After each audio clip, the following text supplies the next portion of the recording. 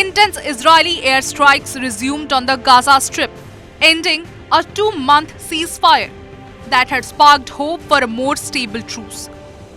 Israeli forces have begun to reclaim territory just inside Gaza's borders. The ceasefire collapsed primarily due to the incompatible goals of Israel and Hamas. Israel demands that Hamas relinquish control of Gaza, while Hamas insists on maintaining its power.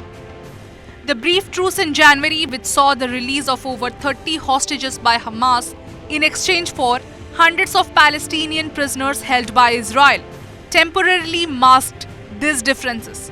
However, by March, Hamas refused to release further hostages unless Israel agreed to discuss a permanent truce.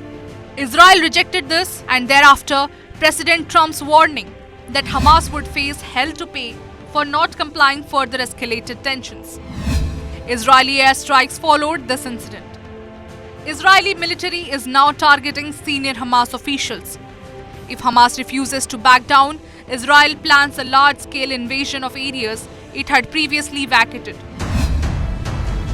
Palestinians have reacted with horror to the violence, which has pushed the death toll in Gaza above 50,000.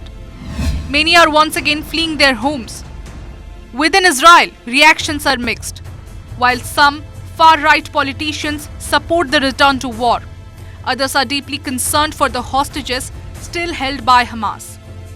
Prime Minister Netanyahu benefits politically in the short term as his government secures support for an impending national budget vote. However, his critics argue that his actions are driven by personal rather than national interest. While tension between the warring faction escalates, the world watches with rapt attention how, by what means, peace prevails.